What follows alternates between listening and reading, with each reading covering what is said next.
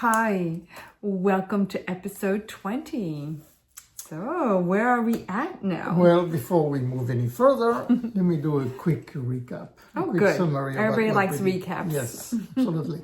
And maybe some of the audience is not following all our episodes on a Oh, yeah, in chronological order. order, yes. So, if you just kind of tune in now, we'll give you a little recap. All right. So in the previous episode, 19, we saw that Yeshua is now 22 years old. He just escaped miraculously a horrible murder attempt. Right? You remember? Yes, that was horrible. Yes, some priest in the great temple tried to push him into a fire pit. They weren't being very priestly. Yes. And it's a miracle that he was not burned. He had all his left side was burnt, and his wounds were healed thanks to the presence and the intervention of Elohim, Right. his extraterrestrial protector. Yeah. That's probably the one that gave her the extra ledge, too, so he can That's climb out of there, exactly, too, right? Yes. Mm-hmm.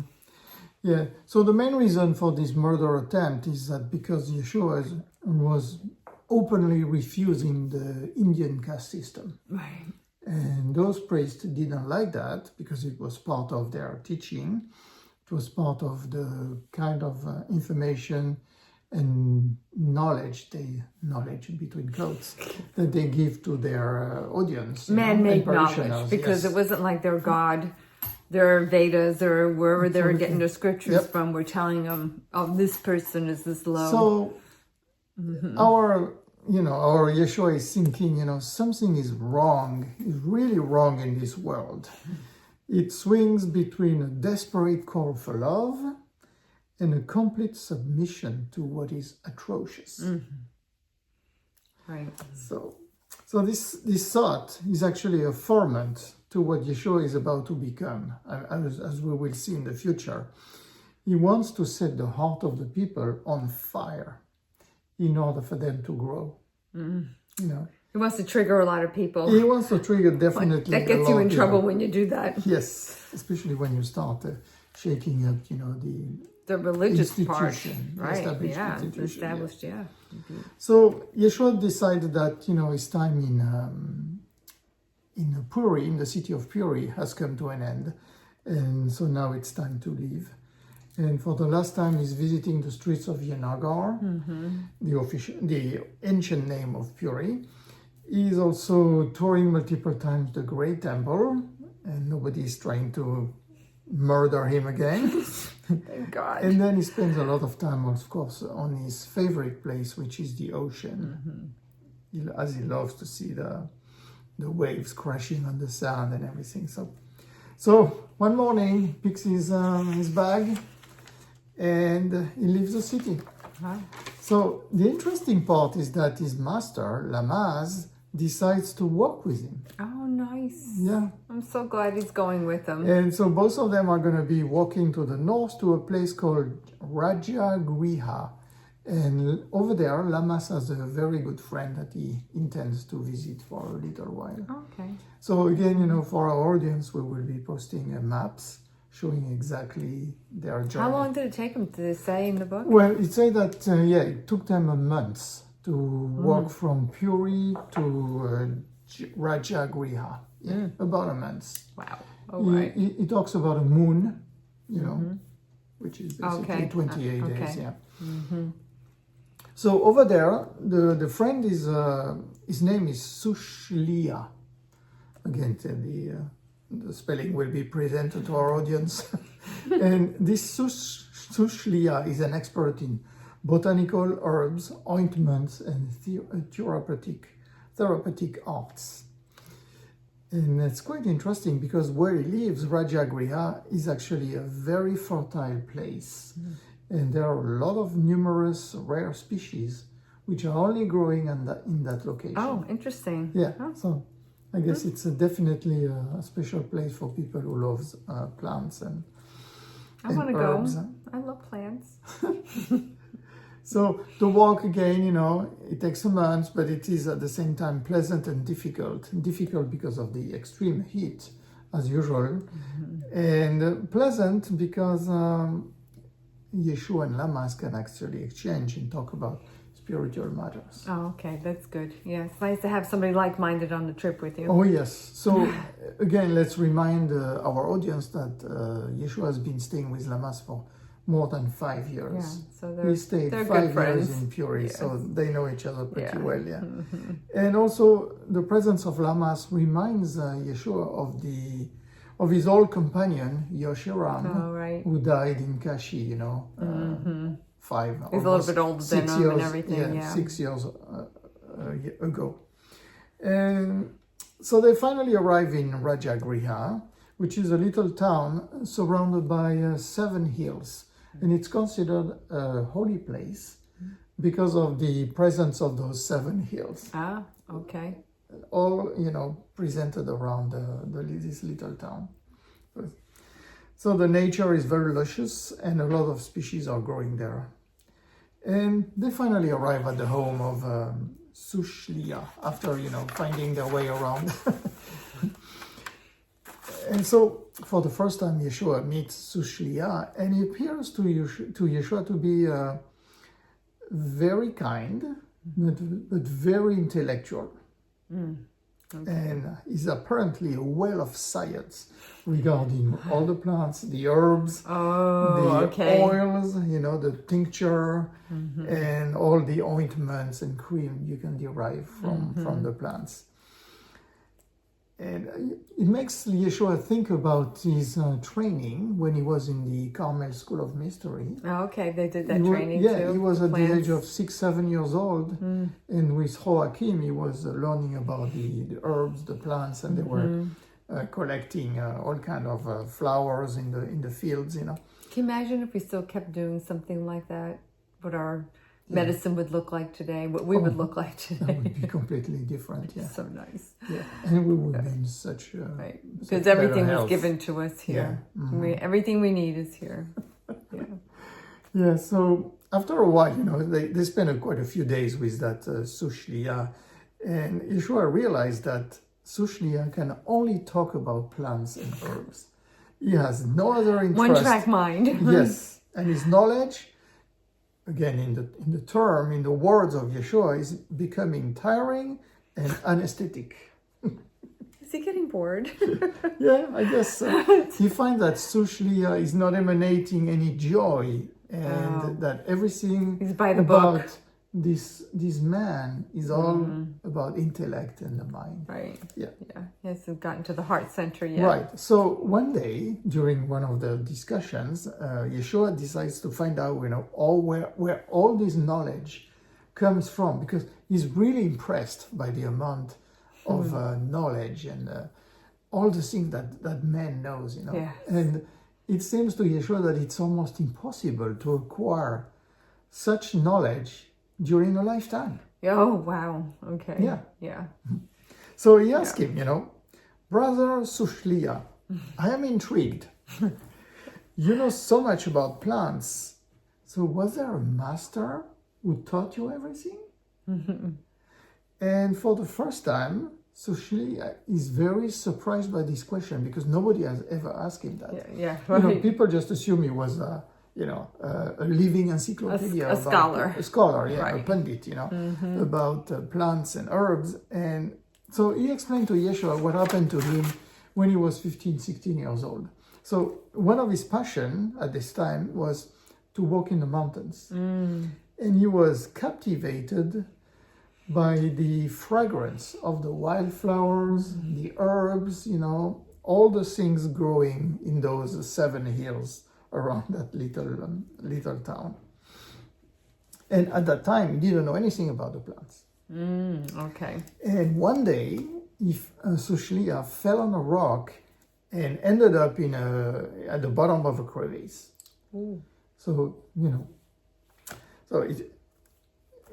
seeing that he had fallen, as a kid, 15, 16 years old, he tried to get up to make sure his body was not damaged and that he could still walk and Right. go back to his place. And then he started seeing his body laying on the ground, bleeding from all the scratches from the fall, and being unconscious. So he got out of his body. He got out of his body. Oh my gosh. Yeah. Okay. The It's like, fall- wait a minute. The fall was so brutal, okay. and so bad Oh, okay. that he left his body. His consciousness left the vehicle. Hopefully not forever. Obviously not. No. And so, seeing his body, he thought, okay, well, you know what? I must be dead. But since I am 15 or 16 years old, I cannot accept that I am dead. Right. It doesn't happen. I'm going back. Yeah, I mean, it happens to other people, but not to me. Right. And so he's in some kind of world, we can probably qualify it as one of the astral levels. you know. Right. And suddenly he's facing the spirits of the plants. Oh. So multiple entities, beings, and again, I'm sorry, but we cannot describe how those beings look like. This is not part of the Akashic memory that was given to us. But he sees all these beings coming to him, and he realized that those spirits are actually the spirit of the plants. So each species of plant has a specific group spirit taking care of it. And those plant spirits are starting to present to Sushliya images. And so Yeshua interjects him and say, are you sure there were images? And so Shliya says, no, they were not images. They were actually complex symbols depicting the structure of their soul and the structure of the vegetal matters. Okay. So something probably very advanced, something that I would even dare to say that the mind cannot easily comprehend, but that the astral body, free from the physical envelope, can probably absorb in a much better way. Yeah. So all these plant spirits are we don't know how long it lasts, but probably quite a while. They're going to show him how to open this structure with respect, access the information, and then close those structures so that he can actually derive information and do something with all these plants. Oh, he's so lucky. Yeah. So I think it's important to notice that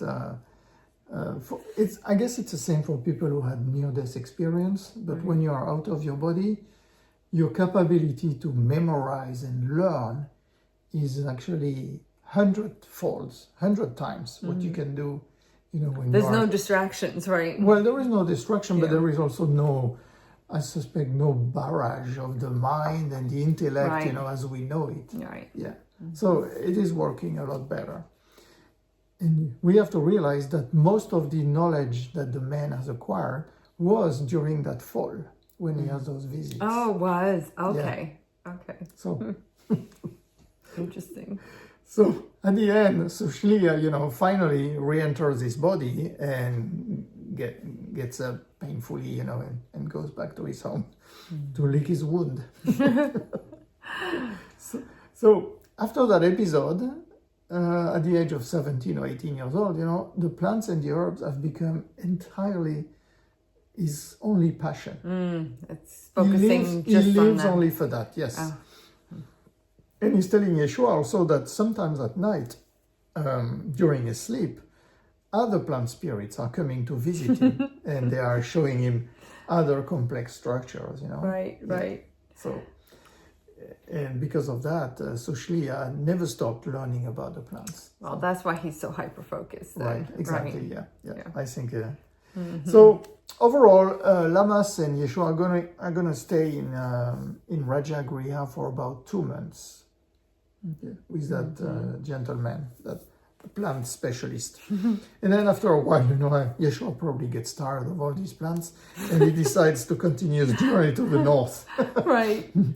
And Lamaas again is going to go with him and they are going to walk to the city of Kashi, which is the Benares, which is better known as Benares today. And so they're going to arrive in Kashi And for our audience, Kashi is that city where a lot of cremation takes place, where the ashes are being thrown into the Ganga River. Right. They had stopped there before. Yes, they He had. had That's there. where Yoshe Ram died. Right. Right. 6 years ago. Yeah.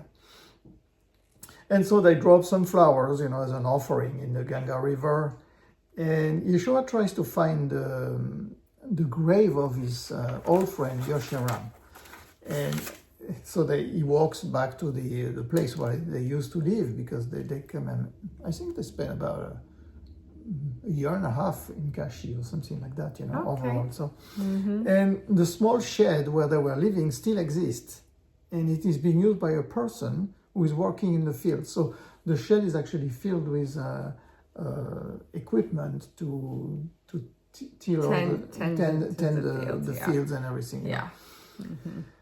But the guy who is owning or taking care of the shed is still around. So, and Yeshua finds the grave of Yoshe Ram. It is still at the same location, and he's very happy to see that it's covered with the yasamana, which is the jasmine. Oh. So the entire grave, nice. with the rocks pointing to Jerusalem, are all covered by jasmine. Oh, nice.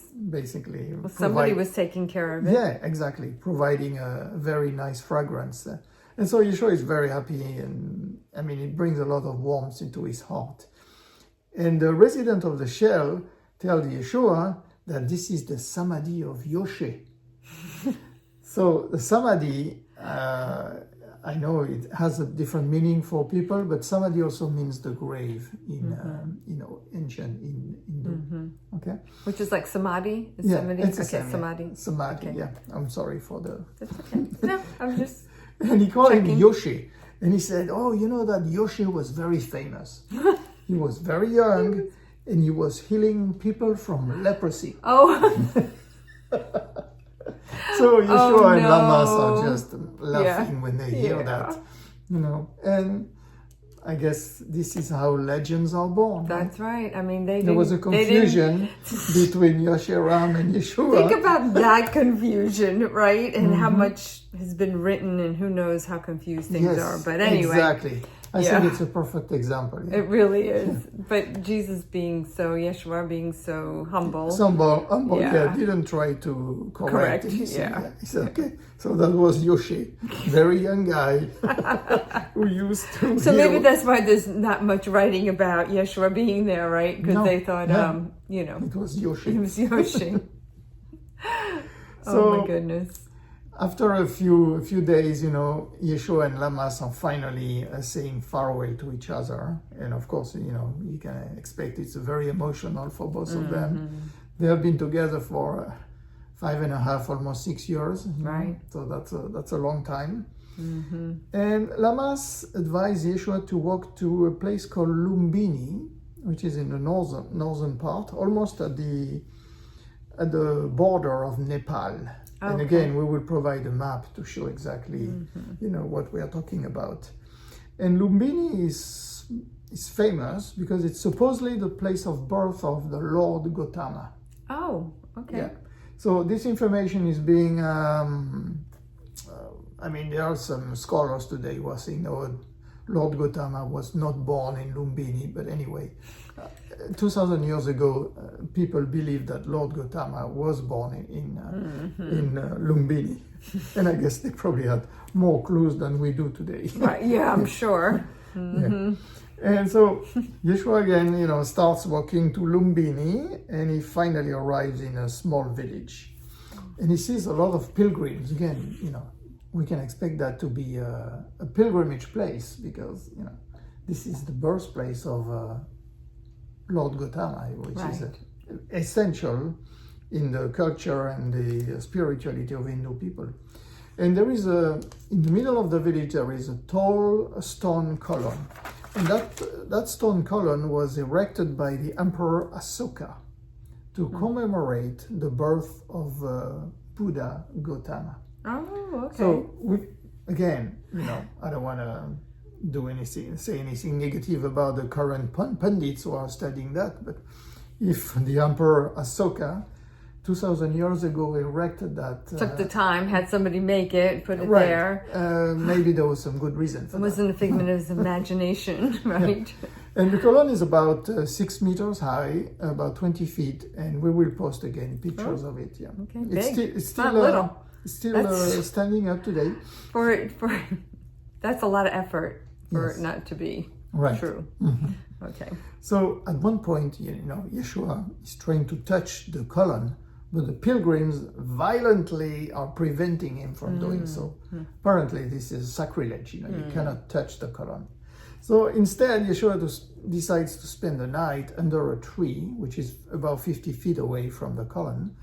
But during the entire night, he's going to be watching and looking at the column, and he contemplates it all night long.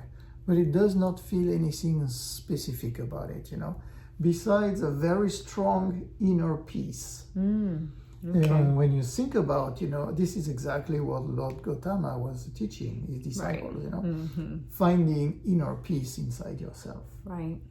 So, and again, he did, looks like. Yeah. In the morning, there is a little monkey that comes to wake him up, and they are sharing a little bit of food together. And our friend Yeshua, is going to stay 4 days in Lumbini, so it's not a very long journey. And on the last days, he's going through the little streets of Lumbini, and he sees a shop, where they have beautiful fabrics.